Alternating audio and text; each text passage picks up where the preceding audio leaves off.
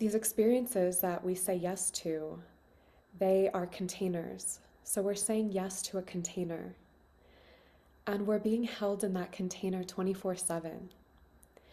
And this container is about activating the Oracle and the Muse. So we're going to be activating these feminine archetypes in our everyday life throughout this container starting today.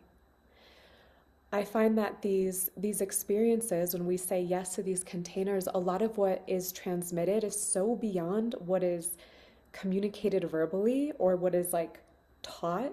It's an energetic holding that we can all attune to, and we receive codes from each other. We grow from and with each other. So I want to bring that to our awareness as we open this container today and begin to activate the Oracle and the Muse in our everyday life starting today. I loved what I believe, Heather, you said in the call that we had last week. You saw your creativity as a solution. That's going to be such a huge part of what is going to be awakened within us in these 8 weeks. When I was tuning into the group and saying my prayers for the group and everything that we experienced together, I was seeing this awakening of how much creative power we actually have.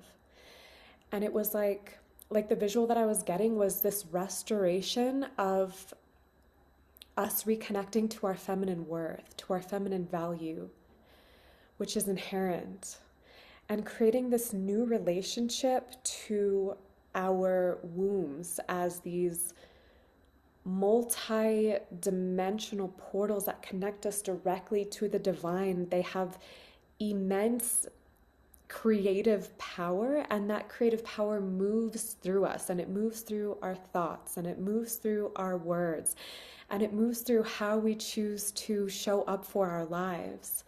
So collectively, there's been a lot of like disempowerment within the feminine, and a lot of ideas of victimhood and of feeling really stuck in life that has become a common narrative and experience in this planet, and something that is being dismantled at this time. And it's happening with each and every one of us as we are reconnecting to our feminine power, to our womb, to our hearts, to our throats. We are opening our throats, the freedom of our expression. It's something that I learn over and over and over again from Larissa, how beautifully she like just expresses. She shares what's on her heart, and she sings like so beautifully on these stages, and she's so not afraid of just being seen and sharing her beauty and sharing her love, and she doesn't do it from a place of seeking or needing any validation.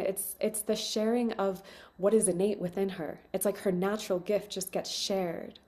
So we're all opening to that. That's something that I am currently opening to more of in my life right now. And then what I have cultivated is the oracular gifts, the psychic sight, the daily devotion to connecting to spirit and asking spirit to guide my life, asking God to guide my thoughts, to align me, to guide my actions, to open my heart, to purify my heart, to strengthen my heart, to reveal to me continuously what is real and true in the eyes of the divine. Like, what is real and true from the Akashic records, and how may I be thinking things or acting in ways that are not reflective of the truth of the Akashic records. So that's also what we're going to be cultivating in these 8 weeks together. This continuous, I think of it as like just continuous communication with spirit, to let spirit lead our lives, which I feel is essential to our well-being at this time. Because if we're not letting God lead us, if we're not developing a relationship to a higher perspective, then we can easily fall into the energetic currents and the narratives that are all around us of like various limiting beliefs and struggle and pain and suffering and separation and lack. And whatever we hold in our consciousness, because we are creators, it gets expressed. It becomes created. Like we actually hold infinitely more power than we realize. And all of our challenges and all of our like setbacks and all of our supposed flaws and shortcomings, they're all actually these really beautiful gifts and blessings that are growing us, that are empowering us. So this connection to spirit teaches us how to relate to everything from that place so that we can live empowered, live connected to the truth of spirit versus like our trauma, ideas of suffering, whatever else we could be susceptible to being run from. So we'll be stepping into our creative power more and more and more in these 8 weeks, really learning to love ourselves, falling in love with ourselves and our expression in a way where it doesn't need to be any one way. We are simply allowing ourselves to love what is true and what is real and what is authentic, knowing that it is all worthy of our love. And in the growing of that self-love, having that love reflected more powerfully, more clearly, more abundantly in our lives, and through the cultivation of that self-love, allowing ourselves to open this throat. I was seeing a lot of visions when I was praying around this immersion of like just this flower blossoming, blooming in new ways, and all the ways that can have impact in our life, like in all areas of our lives. So I want to start us off today with some recommendations that were coming through as like these like foundational pieces for these 8 weeks. And one of them is to, starting now, begin practicing this freedom of your expression, like sharing what is true and real for you, and facing fears of connection, fears of intimacy, fears of revealing yourself, fears of vulnerability. The Akashic records continuously remind us that at the end of the day, we're all one. It's actually one spirit animating all. And in the moment of our death, our bodies return to Pachamama, to the one mother. Our souls return to the one God. It's one. So in this human experience, this ego develops all these like fears and ideas of individuation and separation, and then sometimes we can be afraid to share like what's true and real within, not recognizing that there is so much that weaves us, like so much similarity. We're all cut from the same thread. We all have this like heart seeking for love within us, and there's far more similarity than what we realize. And collectively, we've placed a lot of masks. There's been a lot of fear around like sharing and revealing and just putting ourselves out there. So one of the invitations is to play around with the idea of sharing more of yourself, of opening, of letting yourself be seen, and opening to that vulnerability, seeing that it actually creates more intimacy and it actually creates more love for yourself. The willingness to reveal yourself, to share yourself, to be seen. And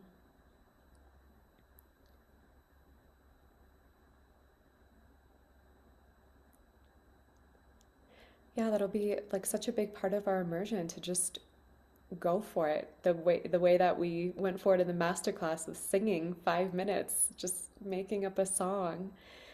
Just going for it, and then in those moments of like facing that, like, oh, I know that for me a practice like that is terrifying, but then when you face it, it's like, wow, there's a fun to our creativity, there's a fun to our expression, there's a fun to just our wildness and our play, and the reclamation of that makes life so much more enjoyable. So much more enjoyable. So that was one thing that was coming through.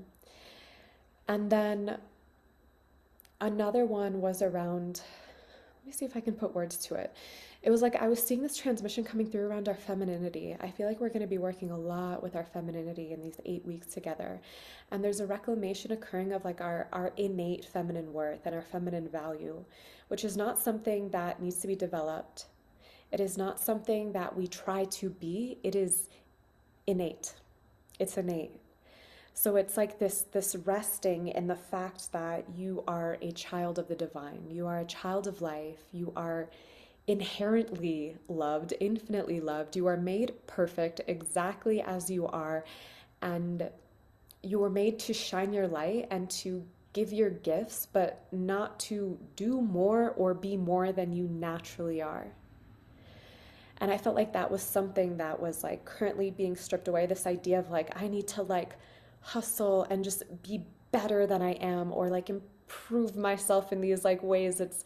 It's more of like a rest where we're like these flowers that are just blooming at our own pace.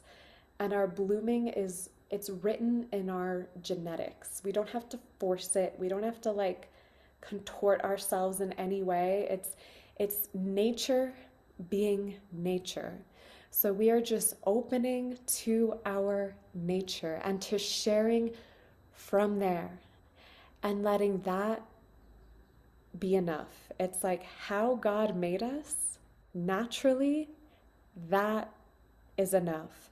And to we are opening in this container to transformation and to change and to like what you might call like healing or improvement, but it's coming from growing closer to what is actually true versus any sort of effort. And it's about opening to our creative channel, not to trying to be more than we are. So like when we sing, it's not about trying to make it sound a certain way. It's about opening to the pleasure, the joy of singing, of experiencing the vibration, the frequency of our own voice, and letting that be enough. Then when we channel the Akashic records, it's not like, okay, I need to do this perfectly. I need to do this right. Like I need to like develop this, psychic accuracy. It's about allowing what naturally comes through to come through. So as I share all of that, there's like an invitation starting now to also drop into that naturalness of you. And I was seeing it as I was receiving the vision. I was seeing it as like a state of rest, like permission to just rest and to love yourself exactly as you are and feel that you are enough exactly as you are. And then that is the foundation for opening to the inner oracle, the cultivation of your access to the Akashic records, and then opening your creative channel, your singing channel, working with the drum.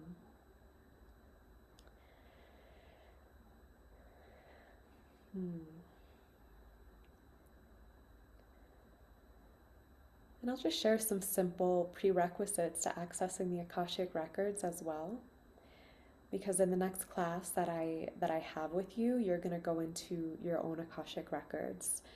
And then over the next few weeks, you'll be regularly going into your own Akashic records, as well as sharing Akashic record readings with each other as practice, as play, not in any, serious formal way.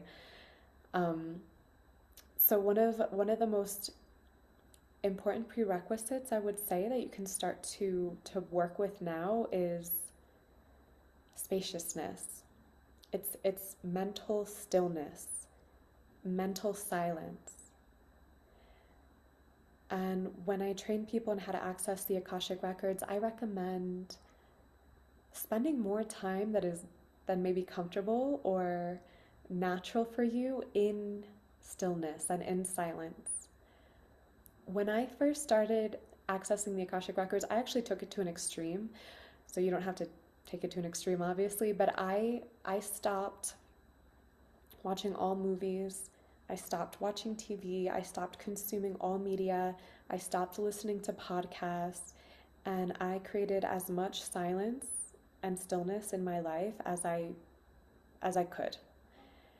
And that helped me cultivate this ability to more readily come into a state of consciousness that was more receptive to the transmissions from the Akashic records.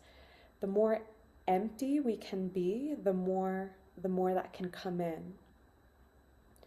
One of the biggest blocks to accessing the Akashic records is when people have a busy mind, they can still access the Akashic records. When people get blocked is when they have very strong opinions and they're very attached to those opinions. When they really think, when they have like strong ideas of right and wrong or good and bad. I'll give like an example, like if someone thinks like one political affiliation is absolutely superior, or one religion is absolutely superior, or one diet is absolutely superior. From the human perspective and from the human ego, we develop different preferences for who and how we are. And that's really natural and that's really healthy. And we get to honor that and we get to live from that. And from there, we get to like choose and experience a religion or a political affiliation or a specific way of eating. But if we believe that that is like the right, I know the right way, I already know. Like, I know better than God. As soon as we are in the mindset of I know better than God, my ego is correct, other people are incorrect, they're wrong, other people are confused, other paths are incorrect. When there's that belief structure, that blocks people from accessing the Akashic records clearly, because then they're not as receptive to receiving divine guidance. They think they already know. So the more that we can play around with this idea of like, yes, I have this ego, I have this personality, I have these preferences, they really work for me.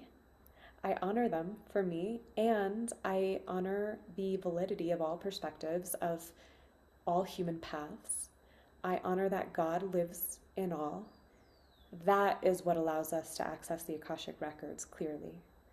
When we can really drop into the God in all, the spirit in all, the validity in all, even if it's beyond our capacity to comprehend, even if we don't get it, like we don't get why someone acts a certain way or why certain things are happening in the world. We don't need to get it. We need to trust in God above all. And then when we trust in God above all, it's a lot easier to receive this like psychic, intuitive, divine guidance, because we're opened by that trust. So we can also play around with those perspectives as well, start to see where we may be attached to our opinions or our preferences and actually hold them as superior, versus simply honoring that they're just right for us, for this, this ego, this personality, this human incarnation.